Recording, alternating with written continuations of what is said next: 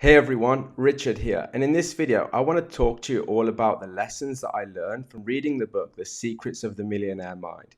I want to share with you some of the lessons that T Harv Eker talks about in the book and how I applied these lessons and wow files into my own life and how it helped me to manifest some of the financial success I've had in my life today. Really, when we go through this video today, I really want you to kind of internalize your thoughts, keep an open mind, and basically just observe what I'm saying about the wealth files and pass no judgment as well. Because the first thing I want to say is kind of like a disclaimer, right? When I'm talking about rich and poor people, I'm not casting any judgment. I'm just using the lessons that I've learned from T Harv Eker's book and how it helped me. And ultimately in the book, he talks about the difference between rich people and poor people. And he basically says that the way that rich people think and the way that poor people think, that difference really creates the outcomes and the results that they get in their lives. And there's a big difference between how rich people think and how poor people think, right? I really want to share those with you in this video. And there's 17, and I'm going to go through all 17 with you.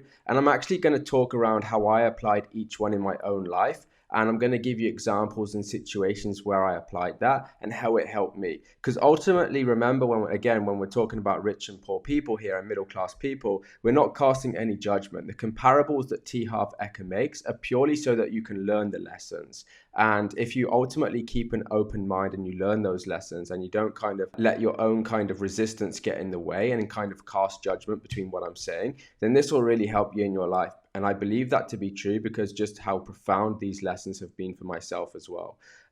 So yeah, just before we go into that though, for those of you who don't know me, my name's Richard Norris. I'm a successful property investor. I've built a multi-million-pound property portfolio and my group of property companies does over 100K a month. So let's jump in then and talk about the 17 lessons. Now, as we go through the video and as I share these 17 lessons and 17 wealth files with you, what I'd really like you to do is think about the ones that you feel that you kind of have the most challenges with.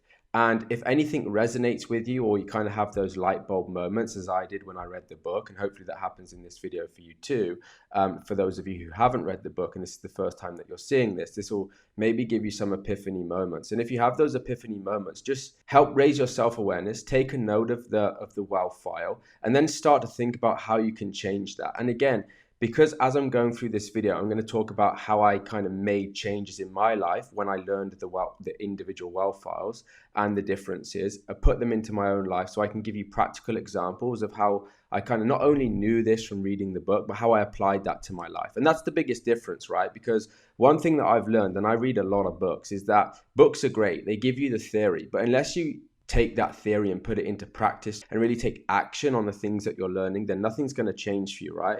And I think that's the downside of a book. And hopefully this video will help you to start taking tangible actions and start to find solutions to the wealth files so that you can adopt them and they can become part of your innate character traits, right? Because the first thing I always say with all of my clients as well when I'm coaching them is that it doesn't matter what tools that you learn, what tools and strategies you learn to grow a property investment business, honestly, are really irrelevant when you're first starting out. And the reason that they're irrelevant is because you can apply any of those strategies and be successful. But if you don't have your thinking, your behavior, your innate character traits in the place where they need to be, ultimately any information that you learn is never going to have its greatest impact, right? You're not going to reach your full potential. The first thing you need to do is look at you, because one of the things that T Harv Eker says is he says that your outer world is a reflection of your inner world. And he also says that most people are basically focused on the result, which is they're so focused on making more money, or money is the outcome, that they're really thinking about the wrong things and they forget to think about the cause, what the cause is, and therefore the actions come as a result of the cause in the first place, which is your feelings and your thinking, right? So basically what I mean by that and what he means by that is you need to look at what is the cause to get the result, right? Money is the result. So what are the cause? What are the thoughts? What are you thinking? How are you behaving? And therefore, as a result of your thinking, what actions are you taking? Because whatever we think and feel means that we create a direct action from thinking and feeling in a certain way. So what this is going to help you to do is it's going to help you to think differently, and therefore your feelings are going to be different, and therefore you're going to take a different action to what you did if you wasn't aware of the wealth file and how you're thinking at the moment. So we're going to try and change those behavioral patterns and change the way you think about things in order to get better results. Because like I say with my clients, it doesn't matter who you are right now. The only thing that's ever important is who you are becoming, because ultimately who you are right now is a direct result of every thought and every feeling that you've had in your life.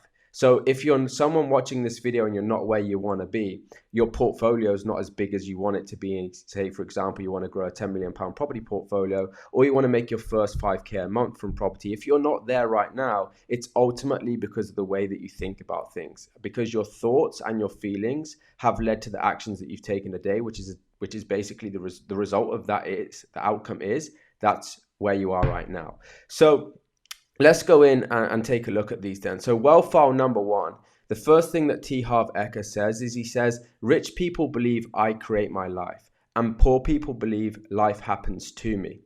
And remember, as I go through these wealth files, right, I've been these people.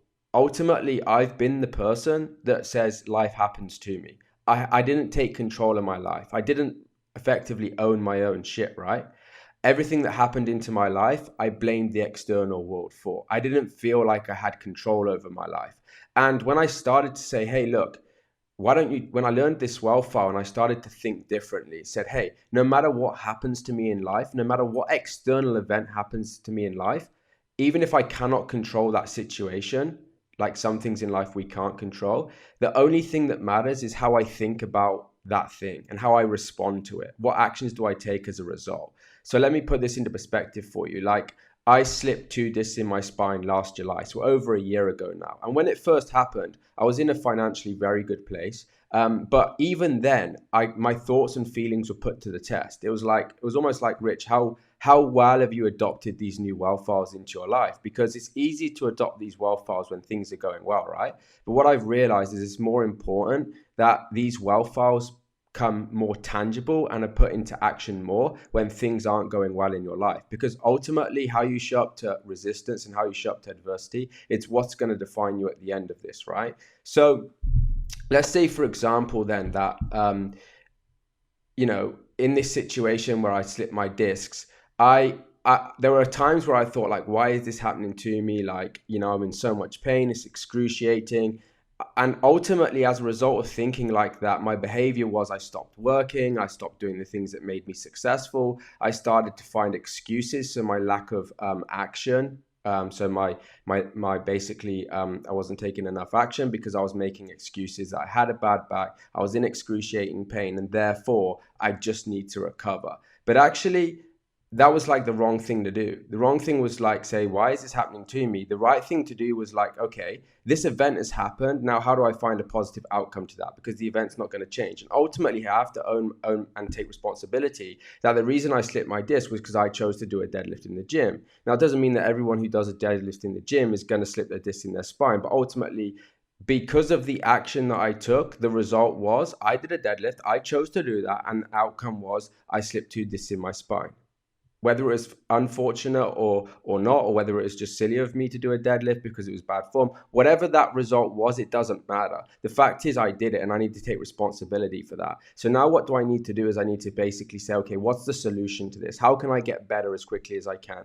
What solutions and options do I have? And actually, there aren't any options. There are no solutions to this problem. The solution is that I just have to have pain management and hope within 2 years that the disc heals itself, right? And there are days where the pain is excruciating. And I think, but again, that's when my mindset comes into fruition. And I kind of have to start taking responsibility for that. So if your bank balance is low, like, you caused that. Own it. Take responsibility that your bank balance is low. Like, I lost my job. I've been made redundant. All of those things were a result of what I did or didn't do, right? And I have to take responsibility for that. When I lost my job, when I got made redundant, rather than feeling sad and upset, I congratulated it and said, right, Rich, this is the time for you to go and start your business, become an entrepreneur.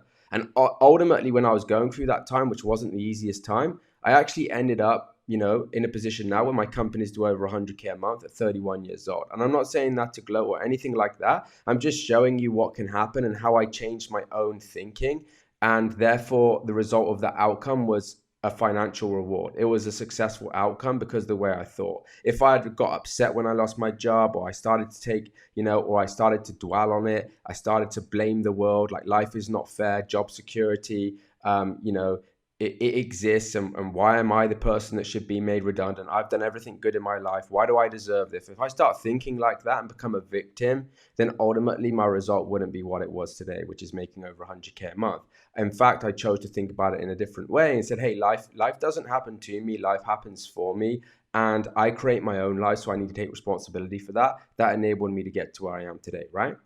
Now, wealth file number 2. Rich people play the money game to win, and poor people play the money game not to lose. So most people, when they first start out in property investing, if I put it to this situation and how this was me in the first place, the first thing I thought about was like, I only have one source of income, which is my job. If I start a property business and it doesn't work out, then I'm going to be left in a situation where I have no income, I have no job, and what happens if I lose my hard-earned money? It's taken me 10 years to save up that money, as an example.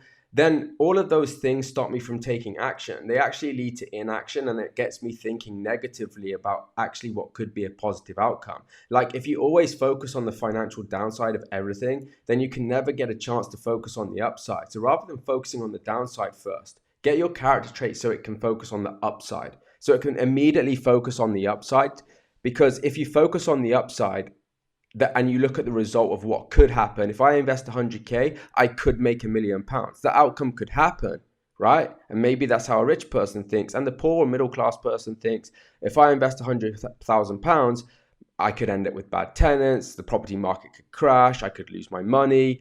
Ultimately, that thought and that feeling leads to your inaction. One is like, if I invest 100K and make $1 million, I'm going to go and take a lot of action. I'm going to start investing my money, get my money working for me, put it into tangible assets. I'm thinking about the actual upside. But when I start to think about the downside too much, and my first thought is just solely around the downside, then I don't take any action anymore, because I think that property is not safe. It's going to be risky. I'm going to stay in my job because that's what's safe. That's providing me income. And again, those thoughts stop you from actually reaching what you want to do. So the moment that I changed the game, where I said, hey, I'm playing the money game to win, I'm not playing the money game to not lose, then it changed everything. Super important. Think about the upside. Yes, manage the downside, but don't let the downside become a reason for you not to do something. If you dwell on the downside too much and you're always playing the money game not to lose, then ultimately you're never going to reach the financial rewards that you want.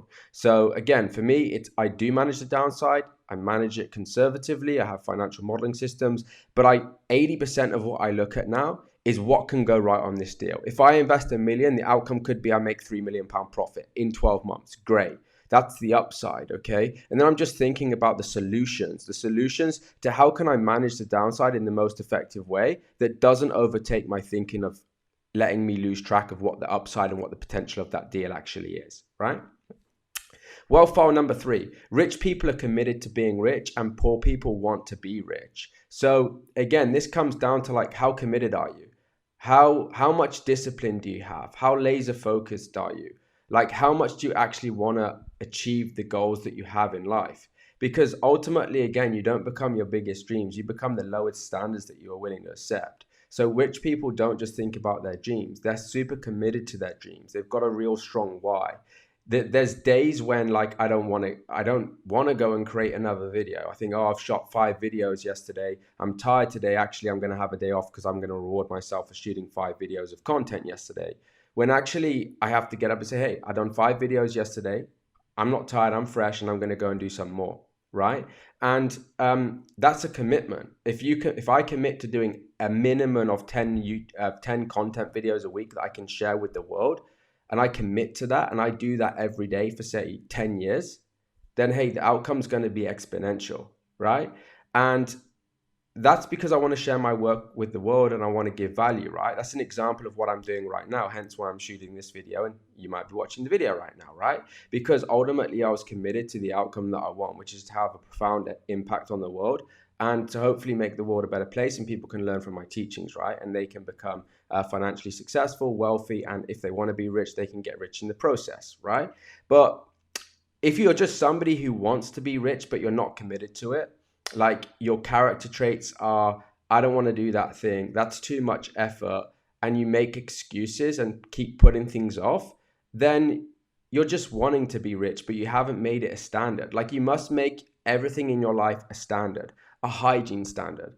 The moment that you say, I want to make 10,000 a month, it's very unlikely to happen. But the moment that you turn that I want to make 10,000 a month into that, I'm going to make sure every single month there's a hygiene standard. The minimum that I make is £10,000 a month, and I'm absolutely committed to the outcome. And I will do whatever it takes every single day and every single month to make 10,000 a month. Then you're much more likely to achieve your goals. You've got to be committed. You can't just put your goals on a vision board and then hope that that becomes true and want and aspire to be rich. You've got to be committed to it, and you've got to be passionate about what you do, and you have to just be super disciplined and let nothing get in the way. And you have to go all in on that one thing to make you super successful. And that's another key in itself, right? Like, I see too many people exerting energy on different things. Like, you should only go in on one thing. Like, the thing that I love is property. Every day I either make content about property and business and how you can become wealthy,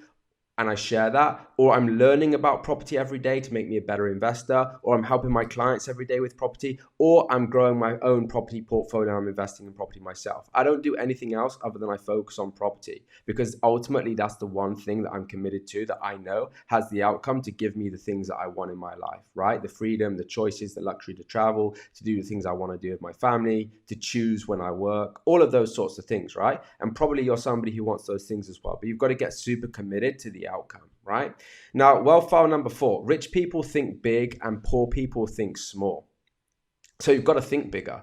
Like, often when when I was on sales consultations, when I was enrolling people into my program, Property Investors Accelerator, when I asked people what they wanted to achieve, fundamentally their 5-year goal was like, I want to do £5,000 a month, right? And hey, if they want to do £5,000 a month, that's up to them. That's okay. But like, why not? Everything that you have to do to make 5,000 a month is exactly the same things that you're going to need to learn and master to make 100,000 a month. So why not set your goals to 100,000 a month? Like, you're thinking too small. And this was me. Like, when I first started, I thought too small. I got too hung up on the actual process, right? Rather than thinking about, I'm just going to set the goals high. I want to make 100K a month, 200K a month, $1 million a month. I didn't do that. I was thinking at the start, like the people that I enroll into my program, oh, I want to make 5,000 a month in the next 5 years, or I want to make 10,000 a month in the next 5 years. Ultimately, fine. But those goals are more realistic based than actually setting the bar super high. And the reason that you set them to be realistic is just because at the moment, you don't know what you need to do to hit 100,000 a month. Therefore, you feel that it's unrealistic for you. You don't feel that it's a tangible result that you can achieve, only because you don't have the how. But what about what rich people do? And what I needed to learn was that actually what I needed to learn was that rather than focusing on the how I'm going to get there, just aim for 100,000 a month or $1 million a month. Think bigger, because when I think bigger, ultimately that one thought creates tangible actions, and I start to look for the solutions and how I can manifest that. What plans do I need to put in place? How many offers do I need to put on to make $1 million a month? Then I start to take more action as a result, because in order to meet £1 million a month, I've got to take more action on these tangible things, right? If I just say 5,000 a month, then I'm going to take less action than if I want to make $1 million. But if I aim for $1 million a month or 100,000 a month, I'm absolutely guaranteed I'm going to hit at least 10,000 a month. Because if all I do is take 10% of the action to get to 100,000 a month, then I'll end up at 10,000 a month. But if I set the goal at 10,000 a month, which is ultimately too small, and I only take 10% of the action to get to 10,000 a month, because I'm stuck in my own way, there's days where I don't do what I need to do. We've all been there. Even now in my situation, there are days where I don't do the things I need to do every single day, right? I openly say that, but I'm learning those processes. I'm developing those processes. So what I'm saying is, if you set 10,000 a month as your goal, and your character trait isn't 150% disciplined to doing 10,000 a month and putting 40, 50, 60 offers in a month, and you're not doing that, then you're only putting 4 offers a month, then you're looking at 10% of the 10,000, which is 1,000. So if you set it to $1 million a month and you say, 10,000, say in this example, 100,000 a month, which means that ultimately you need to put 10x more offers in. So if you put 40 offers in to get to 10,000 a month, in this scenario, putting 400 offers in to make 100,000 a month. If you only take 10% of the action, so you only put 40 offers in, then you're going to hit the 10,000. So you just got to start thinking bigger, and don't get too caught up in the process, which I still do today, of thinking about the how. right? I don't know what stands between me right now at 100K a month and a million a month, but hey, I know I'm going to get there. I know that my goal is to make 100 million a year. Okay, great. I'm thinking big. What? And Grant's going to say to me, Grant Cardone's going to say to me, who's one of my coaches and mentors and who I'm in Cardone University in his programs, he'll say to me, hey, if you're thinking about 100 million, why not think about a billion? And that's the process. That's the mindset of those people who are super wealthy that I've observed. And having adopted some of those character traits into my life, I can tell you that it's worked very well. And that if you too do that and stop thinking small, then you'll ultimately have a huge chance of success. Wealth file number 5, rich people focus on opportunities and poor people focus on obstacles, right? So like, again, this was me. Like when I start thinking about my goals. So let's say in the early days, I was like, okay, well, I want to get £10,000 a month.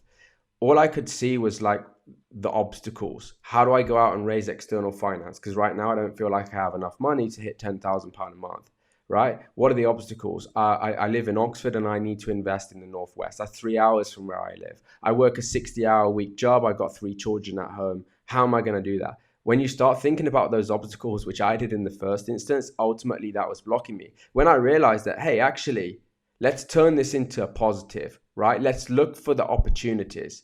Well, if I'm traveling and I'm working 68 hours a week, what opportunities do I have to be able to leverage other people? What opportunities do I have in my life? Who in my family do I know? Which person do I know that I might be able to raise my first 10K from? When I start looking for the opportunities to make this thing happen, then things start to change. I start to think about, okay, who could I learn from? Who could I learn from so that I could learn to leverage and manage my time better so I can find the opportunity to invest in areas outside of where I live? And actually those opportunities may be that, hey, in Oxford, I'm not going to get high returns. The opportunity by investing in the Northwest is that I'm going to make my returns quicker. I'm going to be able to grow my property portfolio faster, right? I already know people on my list before I even start property who has money, and I may be able to contact them to be able to start the process, to be able to do a joint venture, or to be able to put their money into a deal to create the business plan.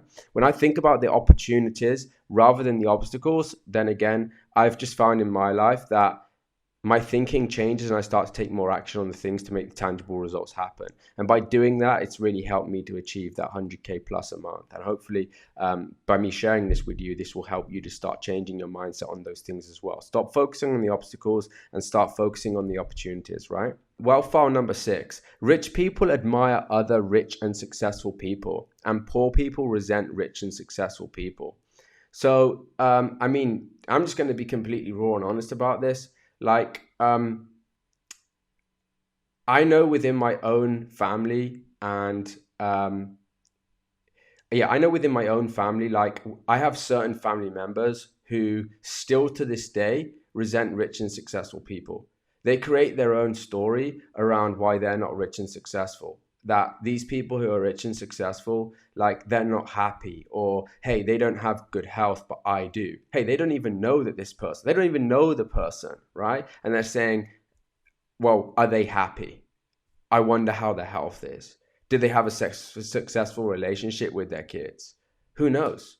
But who really cares, right? Why don't you just focus on you? Because ultimately, when you start to become jealous and envious of rich and successful people, it doesn't affect their life, but ultimately it does affect your life.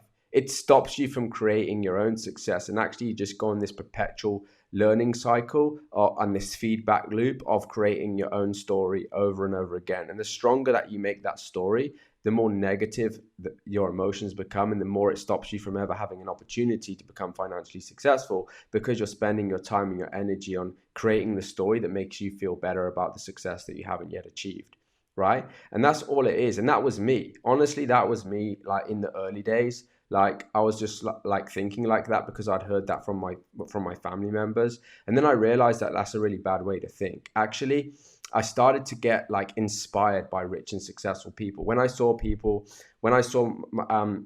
person that who my mum works for in my life, and I saw them like be super successful and they have like a huge property portfolio here in Oxford, like that inspired me to be more, to do better. When I looked at people like Sam Oven, Dean Graziosi, Alex Hormozi, $100 million offer book, Alex Hormozi's done amazing things, 32 years old, 100 million, right? this is why I'm humble about what I've achieved today. What I've achieved is nowhere near what some of these guys that I'm talking about have achieved, but ultimately that just drives me to be more successful, right? And these people inspire me, and then I enrolled in their training programs. What can I learn and take from these individuals so that I can get to that next level in my life? And that just inspires me to become more successful, right? So yeah, become inspired by rich people and successful people, and think, how can I learn from these people, as opposed to trying to make a story around why you're not successful yet. Okay, that, I think that will really help you, and that certainly really helped me. Wealth file number 7: rich people associate with positive, successful people, and poor people associate with negative, unsuccessful people. Right? So who's your circle of influence? Right? And again, this was me. Let me explain this to you. So I was growing up, I was with certain individuals, certain friends, and not all of them had the same goals that I had, the same ambitions. We weren't aligned. They're great people. They're still great people now. But I always felt like the round peg in the square hole, right? That actually, like, what I want to achieve in my life and the things that I want to do, like, don't necessarily align with them. And if your circle of influence isn't positive to pick you up, like, for example, it might be like your friends might say, oh, I haven't seen you in ages, like, or you're boring now, you don't go out anymore, right? You don't have a life, right? I used to hear this all of the time as I was like in my mid-20s, early 20s, trying to be successful, working all the hours under the sun so I could be passionate about creating the wealth, creating the life that ultimately I wanted to do. And hey, look, let's face it, getting rich isn't easy, but being poor isn't easy. So then I learned, well, choose your hard. Being rich is hard, being poor is hard. So hey, which one? If they're both hard, then I'm going to choose being rich all day long. Ultimately, just because it gives me more opportunities and flexibility in my life, right? Without thinking too much about that, right? So because I was like constantly surrounded by this negative environment where people were always putting me down for like not going out at the weekend, not going out drinking, not going on the lads' holiday, as an example, then, you know, I was classified as boring and, you know, all of these things, right? And that didn't serve me. So ultimately, I had to break away from that. And it was a hard thing for me to do at the time. And like I say, these people are amazing people. There's nothing wrong with them, but they just had different goals, different ambitions. They're just thinking differently about things, right? And therefore, I started to look for people who are more aligned and behaved more in line with what my goals were. Not because they are better people, just because I wanted to surround myself with positive people that said, hey, Rich, you know, you're doing great. Working all those hours to achieve those goals is inspirational, right? And actually surrounding myself with people who worked harder than me, were able to do more than me in a day, were more efficient than me, right? Had done the things that I wanted to do. When I changed my circle of influence, everything in my life started to just exponentially grow and take a different trajectory. Wealth file number 8: rich people are willing to promote themselves and their value. Hopefully this is what I'm doing here. And poor people think negatively about themselves and their value. And again, like, this was one that I've been through, right? So I can talk about this. So like, I can relate. So in the early days when I thought about creating content, at that time I was like, well, I haven't achieved the things I want to achieve yet, so I don't feel of value. I don't feel of value because I haven't hit this tangible outcome yet. But actually I realized that that was just a fear of mine, not feeling good enough. I was scared that I was going to create videos and people weren't going to like the videos, right? Or people weren't going to find the content valuable. But then I realized that, hey, actually, just take action, because the more action you get, the more feedback loops you get. Ultimately, your content will become better over time. And there's always value that you can give on, regardless of where you're at in your life, right? But you just need to get past those fears and just take more action. So like, think that, like, what is the outcome? And ultimately, you know, when you're sat there, this is kind of like a contradictory mindset, because, you know, when you're sat there thinking, like, if you're anything like I was, like, you're not feeling good enough, ultimately that stops you from maybe taking action and sharing content. Like, I probably should have been sharing content earlier on in my journey. I still could have given amazing value, I believe, from what I've helped my 300 clients do. But I didn't do that. And now here I am giving content, being authentic, being happy to open feedback, open criticism, letting people judge me, because ultimately all I want to do is give value, right? And I know I can give value. Why? Because I do over 100K a month. I've got a successful property portfolio. So if people want a successful property portfolio, want to get out of their corporate job, become an entrepreneur and a property investor, I've already made that transition. So therefore I feel, hey, maybe I'm not where I want to be, but I can definitely give value to people. And even sharing this, like I have clients in my program that have, I've got one client who sold a successful law firm for over 8 figures and has 106 properties, right? I don't have 106 properties. However, I've done commercial to residential developments. I have a big property portfolio. It gives me passive income every single month. But this guy's got more properties than me. But hey, we still work together and he still paid me to help him because I knew things that he didn't, right? I was getting better returns on my properties than he was getting on his. So he was like, he wasn't thinking, oh, Rich doesn't have as many properties as me, so he can't add any value. He is thinking like, oh, hang on, I've seen something here. Something that Rich said made sense to me. How is Rich getting 20, 30% returns? I'm only getting 5. How is Rich not paying taxes and I'm paying taxes? He thought, hey, I can learn from this guy. I've got a portfolio of 104 properties, but I've got an inheritance tax problem. The way I pay my private school fees for my kids right now is out of 40% taxed income. Rich shows people how not to do that, how to do it in a better way, how to keep more of my money. I don't know those things. Great, Rich can give me some value. And when you start to understand that you actually can give value regardless on wherever you are in your life, right? Like even my stepdaughter Sienna, she's 11 years old. I still learn stuff from her every single day, right? And hey, she doesn't have the wealth I have, right? She hasn't created a company that makes over 100K a month. But hey, I can still learn from her. Right? So it's these things that you have to think about, like stop like getting in your own way.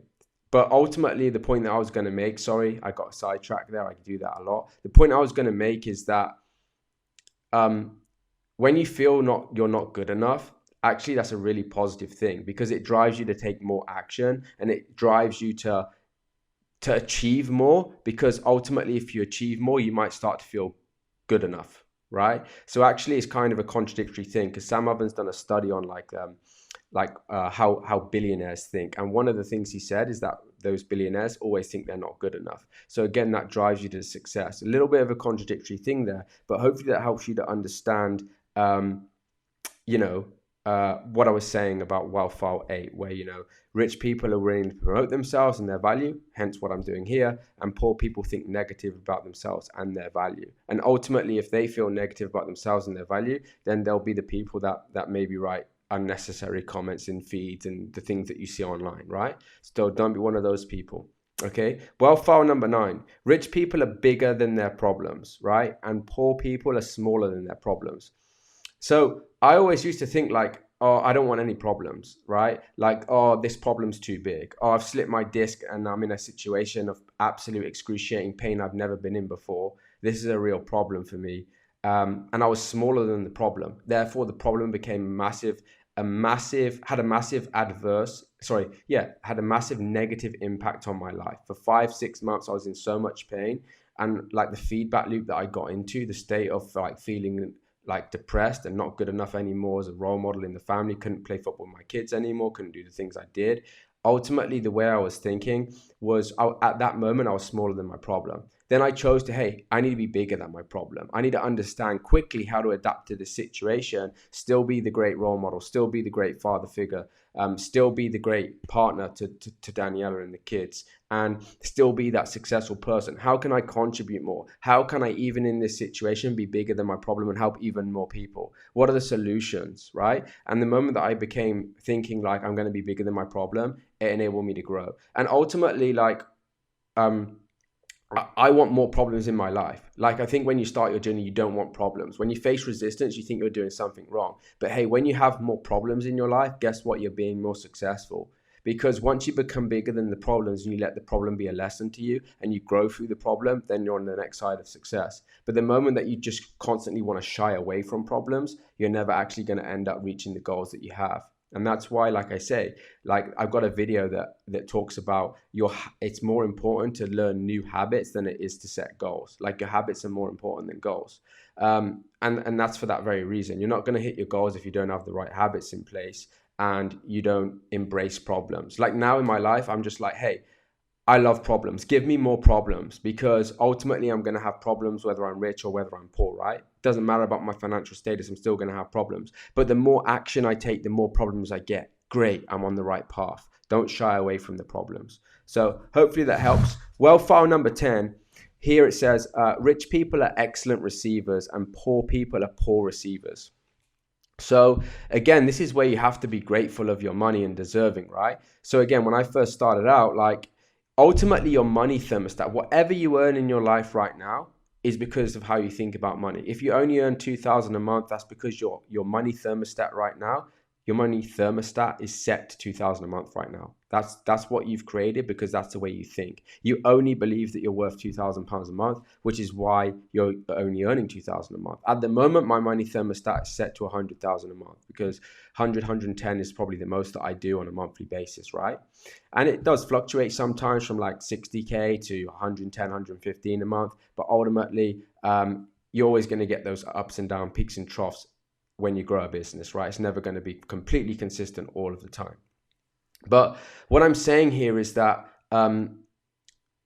you have to allow money into your life, right? So rather than just giving, like I used to just give, like all I wanted to do was give, right? But then I needed to receive, right? Sometimes like from family members, i.e. my mom, she might say, hey, when I was younger, darling, don't worry, I'll help you with your car payment this month, or I'll help you with this, when I was trying to make it, right? And I never wanted to accept that help. I was like, no, mom, I got to do this on my own. And that's a great thing. But ultimately, you need to allow help, and you need to allow receiving money into your life, right? And you need to kind of set your thermostat higher. If you only think you're worth 2,000 a month, then that's all you're going to achieve. What about this is where you need to think from abundance, not scarcity, right? When you're a poor receiver of money, you're coming from a place of scarcity, but you need to come from a place of abundance.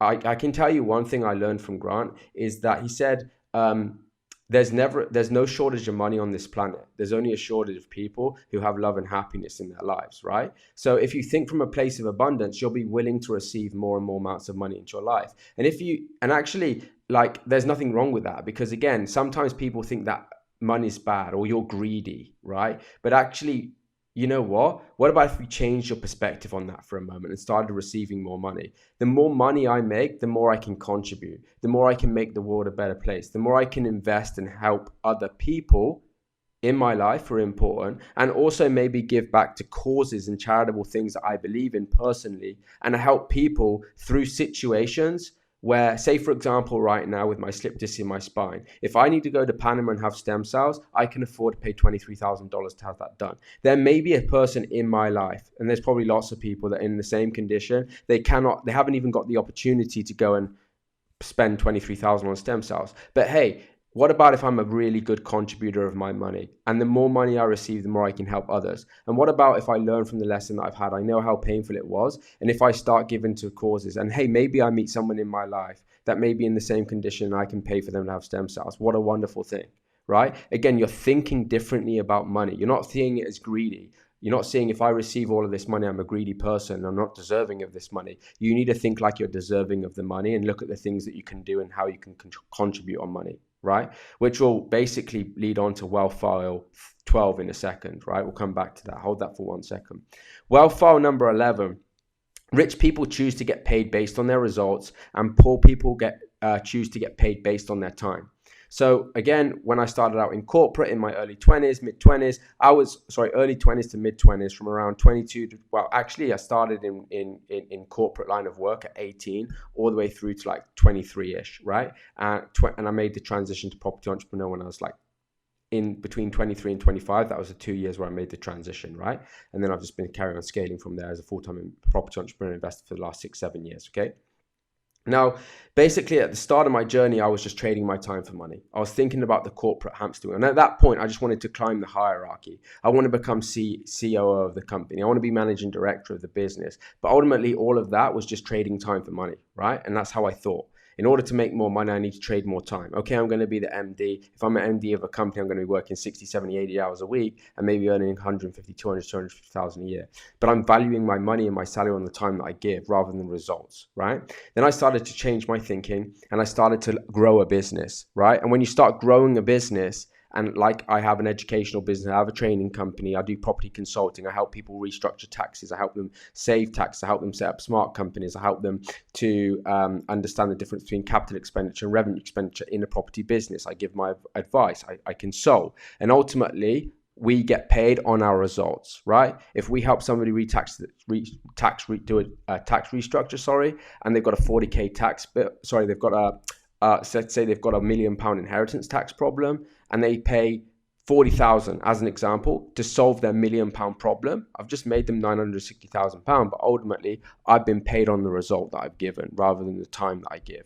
And when I first started out in coaching and stuff, I thought, in order to create value, I need to give more of my time, but I don't. In order to create value, I just need to give people insightful information, actually in the least possible time possible, that they can actually make a profound result with that information, right? So think about that.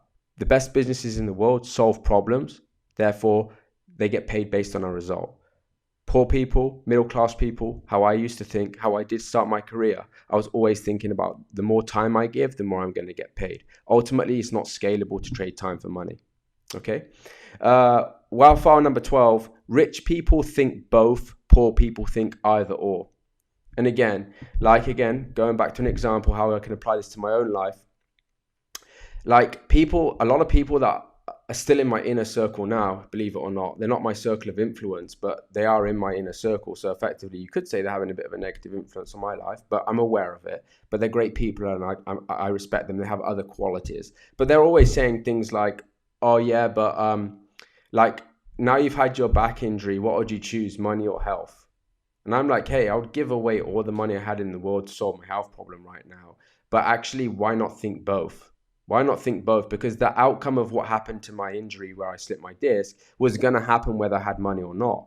And actually, you need both. It's such a crap thing to say, do you want health or do you want money? And to try and work out like that if you have money, you can't be healthy. Or if you're healthy, you can't have money, right? I see people like that all the time, thinking that the first thing they say, like I say, when they see somebody rich, oh yeah, but maybe they work 100 hours a week and I bet they're so stressed, or it doesn't matter how much money they've got because I've got health and health is wealth, right? They say all these things like that and it's just like nonsense, right? It's nonsense because whatever health you have in your life is going to happen whether you have money or not, right? I'm telling you. So I would have slipped my disc whether I had money or not. It had no relevance to my financial situation. But actually, if you think both, that you can have money and be healthy, then you're in a great place, right? And ultimately, you need both. It's like saying, hey, do you want me to chop off your left leg or your right leg? Well, I need both, right? So it's the same thing. It's just a stupid way of thinking. And people think either or. Like if you're ultimately thinking like, you're ultimately thinking, can I do education and can I go on the holiday, right? It cost me 10,000 to get educated, as an example, if I invest 10,000 in myself, or do I go on the 10,000 holiday? You've got an either or situation. Why not think both? How can I make both happen, right? And then you'll start to think of the financial solutions and how to manage your cash flow. Can I borrow the 10,000 to invest in my education because it's going to give me a profound result in a year or two or whenever it takes. So that's going to give me an investment. And at the same time, I could pay 10,000 on the holiday because that's going to give me a great time with my family. You start to look for the solutions. Don't think either or, think both, right? Don't think health or money, think both, right? And ultimately, by having money, you can actually, I would argue that you can look after your health better. Like right now, as I said, with my slipped disc, I can go to Panama and I've got the option, super grateful, super appreciative that I can afford to spend £23,000 to go and get stem cells. Some people in my situation have the same incident, the same condition, and maybe I can't afford 23,000. Same condition, has nothing to do with our financial outcome. Forget thinking it's one or the other. You need both. Start to think both. Wildfire number 13, rich people focus on their net worth. Poor people focus on their work and income. So again, at the start of my career, I was always thinking about how can I earn more money a year? How can I get paid a better salary? If I move up the corporate ladder, I earn more money. I would never have a strong net worth. So I realized, hey, actually, wealthy people focus on their net worth. Like they're always investing. And ultimately, you can never trade time to make money, right? Sorry, you can never trade time to create huge wealth. That's not compounding. Your energy is only one resource. It's a non-renewable. You've got to invest your money, and in order to increase your net worth, you've got to invest in assets that are going to go up over time and have your money working for you, right? And you need to start thinking about your net worth as opposed to actually what you earn a year. Okay, so that was a change that I made, and hence why I invest in property as well. Okay, Wealth file number 14, rich people manage their money well, poor people mismanage their money well. So again, people want to start a property portfolio. They don't want to learn about how to handle money, right? The first thing they need to do is learn how to handle money, because if they've got bad money habits, which honestly, 99% of people that I come across, even if they're at a certain wealth level in their life, they still got some money habits. They still don't manage all of their finances well, right? But 99% of them who are rich do manage their finances well, but they can still learn that extra 1% that we add to them, right? And we've done that on multiple occasions. And it might even just be how they use their money to pay for things in their life. Like they might be paying 40% taxed income to then pay private school fees, or they might pay 40% taxed income to then buy a car, when actually all of those things could be bought tax-free if they understand how to use their money better, right? And if you're somebody who's not managing money well anyway, and you're watching this video and you're always broke, or you're always looking at your bank balance and it's not where you want it to be, and if and it's ultimately because you're mismanaging your money, right? And fundamentally, like the first thing you need to learn before you grow a portfolio is how to manage your money. Because if you can't manage your money in your own life and your wealth isn't where you want it to be, when you go and start a property portfolio, which is a business, you're just going to run the finances in the same way that you manage your personal income. So if your personal income isn't where you want it to be, how do you expect your property portfolio to grow? You're not going to manage the finances in the business well. How you show up to one thing is how you show up to everything. Go and focus on learning how to manage your money well. When you can run your balance sheet to the penny every single month, knowing what income you've got, what outcome you've got, and you can manage your cash flow, those habits will translate into the growth of your property portfolios. Wealth file number 15, rich people have their money work hard for them. Poor people work hard for their money. I think we've already gone through that. So again, you need to invest. You need to focus on your net worth rather than trading time to get paid, okay? And hence why I invest in property. Wealth file number 16, rich people act in spite of their fear. Poor people let fear stop them. So look, there's been many times in my life where I've been fearful, right? I've been fearful to create videos. I'm an introvert. I'm not extroverted. I don't want to create videos because I can't do that, or I'm fearful that people are going to judge me on the internet. I had to overcome all of those fears that I had in order to create this content now, right? And poor people let the fear stop them. And that was me back in the day. Like I say, that those things that I just talked about prevented me from doing the things that I needed to do. We all have fears. When we're doing something new, we're always going to be fearful. But actually that I noticed that fear was just because I had a lack of knowledge in a certain subject area. And usually the fear is linked to an exciting journey that's new. And fear is often linked to like when you're facing resistance and you're fearful, that's when you grow. So now if I'm faced with doing something that makes me comfortable, or faced with doing something that makes me fearful, I'm just going to go and do something that makes me super fearful. I'm just going to go and do it. Like my habits now, I'm going to do the thing that makes me fearful. Because when I face the fearful thing today, I'm going to grow. If I do the comfortable things, I'm not going to grow. My net worth won't grow. If I do the things that make me fearful, great. I'm going to push past them. I'm going to grow. I'm going to be uncomfortable. I'm going to be challenged. And ultimately, my net worth's going to grow. Perfect. Wealth file number 17, rich people constantly learn and grow, and poor people think they already know. So I've always been quite good at this, to be fair. Like I've always been open-minded. I've always wanted to learn and grow. I've always ultimately when I changed my behavior patterns, I've always been inspired and thought good about people that are higher than where I want to be. So like your Grant Cardones, your Alex Moses, your Sam Ovens, all of these people. Like I've invested in Grant Cardone's training program, invested in lots of Sam Ovens training programs. I've invested in other property education programs previously, before I became where I am today. And ultimately I still invest in myself because that is ultimately those things, honestly, I can attribute to why I make over 100K a month now, right? The only reason I've been able to hit those numbers is because I've constantly learning and growing, constantly investing in myself. Every year at the end of the financial year, I'll take like at least 20 to 30% of the net profit, and I'll invest that in educating myself to get to the next level. I'll go and find somebody who's where I want to be, because ultimately there's always problems, and I'll say, okay, what's the quickest way to fix this problem? Let's go and learn, let's go and grow. Let's find somebody who I can invest in, who's going to help me to get to that next level. And I've like, you need to do that. But ultimately, like sometimes people think they already know. Like when you've got like people that come on my programs, honestly, the first week is all about mindset and habits and behaviors. It's the most important thing. They want to get into property portfolio straight away. They'll say things like, I already have a good mindset, yet they'll be struggling to make a decision about a 5K investment. Really? You think you got a good mindset? 5K should be a no-brainer to you. If you have a great mindset, hey, 5K is not a big investment for you, right? If you're where you want to be, if you're not where you want to be, then ultimately the only thing stopping you is this thing between these two ears, which is your mind, right? So you definitely need mindset training. And even Sam says this, and even Grant says this, like it doesn't matter like how much wealth you can create, you can always create more. So therefore you need to keep working on you. So the first thing you need to do before you build a property portfolio is work on you. Don't be the person that thinks they already know. I've got a great mindset. Hey, you think you got a great mindset?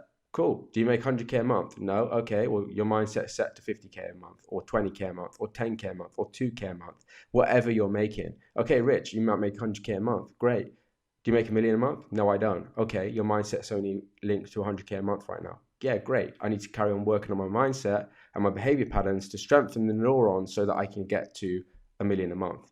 That's the only thing that's going to help me. Tools, strategies are great, but if I don't have the right behavior patterns in place, habits are the most important thing. Mindset is the most important thing.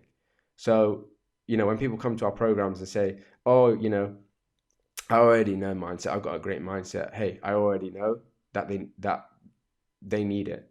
They need it because they're saying they don't need it, if that makes sense. It's contradictory. So be always willing to learn, grow, evolve, and don't be the person that thinks you already know everything and you've got nothing to learn, because ultimately I know no matter how much financial success I make in my life, even if I became a billionaire or a trillionaire, I could always learn and grow. And that's a great mindset to have. So they're the 17 wealth files. I hope it helps you. If you like this video, please click the like button. Click the subscribe button as well if you haven't already subscribed to my channel. You'll get weekly notifications if you hit the bell icon as well. And updates for new content release. I release multiple videos a week and you'll be notified. So go and click that bell icon and put any comments or feedback in the comment feed below, and I'll answer your questions and I'd love to help you. And yeah, thanks so much for watching this video, and I'll see you in the next one.